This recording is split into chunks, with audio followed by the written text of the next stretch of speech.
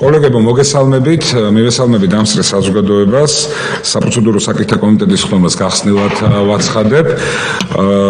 Quorumi გვაქვს, ამასთან ყავს ახალი წევრი, კაპიტანი თამარ ხედელიანი, ფრაქცია საქართველოსთვის წარმომადგენელი, მივესალმო მას და ნაყოფიერი საქმიანობა უსურვოთ ჩვენს კომიტეტში. კი ბატონო, გაგაცნობთ დღის წესრიგს. ჩვენ დღეს ვაქვს ერთი საკითხი განსახილველი, ეს არის არანაკლებ 25,000 ამომრჩევლის ინიციატივით უცხოელთა და მოქალაქეობის არქონე პირთა სამართლებრივი მდგომარეობის შესახებ საქართველოს კანონში ცვლილების შეტანის თაობაზე საქართველოს კანონის პროექტის წარდგენის უფლების განხორციელების მიზნით მოქალაქეთა საინიციატივო ჯგუფის წევრები არიან ჩამოთვლილი მიერ შეგროვებული ხელმოწერის ნამდვილობის საკითხის განხილვა. ვინ არის მომხრე რომ ამ დღის წესრიგით მუშაობთ? მადლობა. მე ჩაგიკითხავთ დასკვნის პროექტს.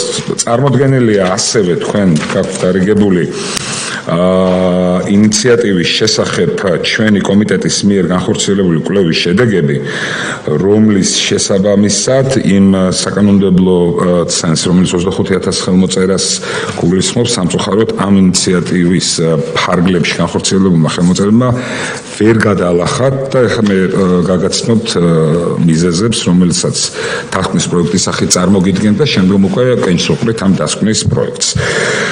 საქართველოს პარლამენტის საპროცედურო საკითხთა კომიტეტმა 2025 წლის 5 ნოემბერს კომიტეტის ხმაზე განეხილა საინიციატივო ჯგუფის მიერ წარმოდგენილი არანაკლებ 25,000 ამომრჩევლის ხელმოწერის ნამდვილობის შემოწმების შედეგები, რომელიც ეხება უცხოელთა და მოქალაქეობის არ მქონე პირთა სამართლებრივი მდგომარეობის შესახებ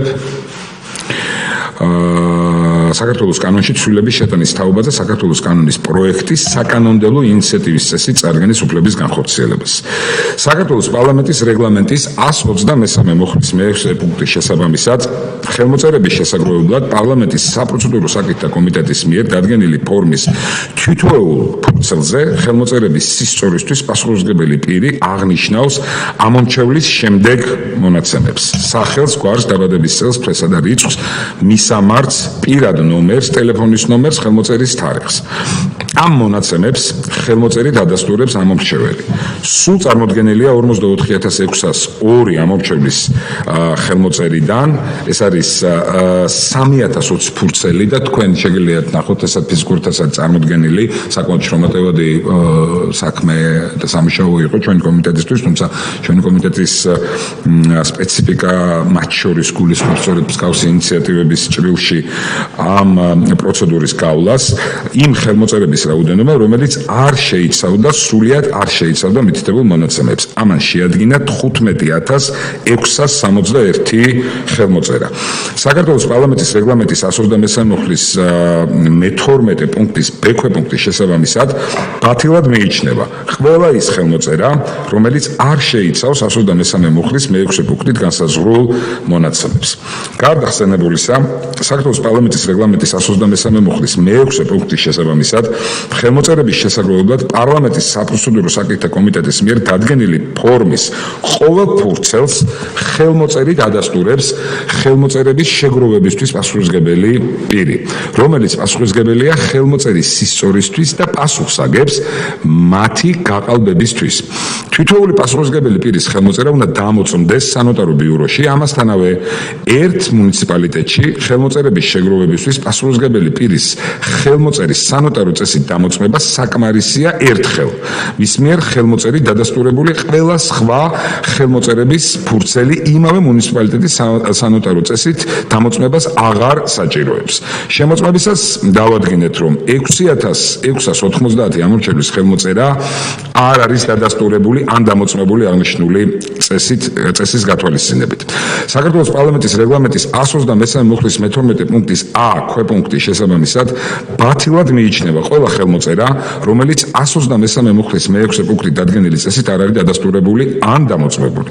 გარდა აღნიშნულისა, შემოწმების შედეგად დადგინდა, რომ 39 ხელმოწერა არ არის შესრულებული საქართველოს პარლამენტის საპროცედურო საკითხთა კომიტეტის მიერ დადგენილი ფორმის ხელმოწერის შეგროვების ფურცელზე. საქართველოს პარლამენტის რეგლამენტის 123 მოხდის მე-12 პუნქტის ქვეპუნქტის შესაბამისად ბათილად მიიჩნევა ყველა ხელმოწერა, რომელიც შესრულებულია იმ ფურცელზე, რომელიც არ არის დადგენილი ფორმით დადგენილი. დადგენილი. ამასთანავე, ამორჩეველთა ხელმოწერების შემოწმებისას დადგინდა, რომ არასრულწლოვან პირთა მიერ განხორციელებული ხელმოწერების რაოდენობამ შეადგინა 13 ხელმოწერა პარლამენტის რეგლამენტის 123 მუხლის მე-12 პუნქტის დ-ქვეპუნქტის შესაბამისად ბათილად მიიჩნევა ყველა ის ხელმოწერა, რომელიც შესრულებულია იმ პირის მიერ, რომელიც არ აკმაყოფილებს ამორჩევლისთვის საქართველოს კონსტიტუციით დადგენილ მოთხოვნებს. ასევე ხელმოწერების შემოწმებისას გაირკვა, რომ 15 ამორჩევლის მონაცემები მეორდება და ორჯერ არის მითითებული. ყოველივე ზემოაღნიშნულიდან გამომდინარე, რიგ შემთხვევაში დარღვეულია საქართველოს პარლამენტის რეგლამენტის 123 მუხლის მე-6 პუნქტის მოთხოვნები, რის საფუძველზეც ბათილი ხელმოწერების რაოდენობამ შეადგინა 22,718 ხელმოწერა. შესაბამისად, ნამდვილი ხელმოწერების რაოდენობა 21,882 ხელმოწერა არ აღემატება 25,000 ამორჩევლის ხელმოწერას. ხსენებულიდან გამომდინარე, საპროცედურო საკითხთა კომიტეტმა გადაწყვიტა, რომ ზემოაღნიშნული საინიციატივო ჯგუფს უარი ეთქვა კანონ პროექტის პარლამენტში განსახილველად წარდგენაზე. ეს არის ის დასკვნის პროექტი, რომელსაც ჩვენ უყურით კენჭს. კიდევ დამატებით შემიძლია გითხრათ, რომ იმისთვის, რომ ინიციატორებისთვის იყოს კარგად გასაგები და ასე მშრალად არ შემოვიფარგლოთ კომიტეტის ასე ვთქვათ სხდომის ჩანაწერით, რომელიც საჯაროა და სრულისამე ბუნებრივია ექნებათ მათ შესაძლებლობა გაეცნონ. მე ვთხოვე ჩვენი აპარატის ხელმძღვანელს მოახდინოს კომუნიკაცია ინიციატორებთან და კიდევ კარგად აუხსნას მიზეზები იმისა, თუ რატომ ეთქვათ უარი კონკრეტულად ამ ინიციატივაზე, ასევე შესაბამისი მუხლის, ანუ პარლამენტის რეგლამენტის შესაბამისი დადგენილი წესის შესაბამისად აუხსნას და უთხრას, სად არის პრობლემა და რა პრობლემის გამოსწერების შემთხვევაში არ იქნება, ასე ვთქვათ, იქნება უпростоროდ მიზანშეწონილი და სამართლებრივად სწორი აღნიშნული ინიციატივის მიღება ჩვენი კომიტეტის და შემდგომ უკვე იმ პროცედურების გავლით საქართველოს პარლამენტის მიერ განხილვა, რაც არის რეგლამენტით და საქართველოს კონსტიტუციით დადგენილი. ეს არის ჩვენი დღის წესრიგში მდგარი საკითხი. თუ გაქვთ კითხვები, შენიშვნები, მოსაზრებები, შეგიძლიათ მოგვახსენოთ, გავცემთ პასუხს, თუ არა და კენჭის ხაზზე ვაყენებ აღნიშნულ დასკვნას. კითხვები არ არის, შესაბამისად, ვინ არის მომხრე, რომ დასკვნის პროექტს ხელი დავუჭიროთ? დიდი მადლობა.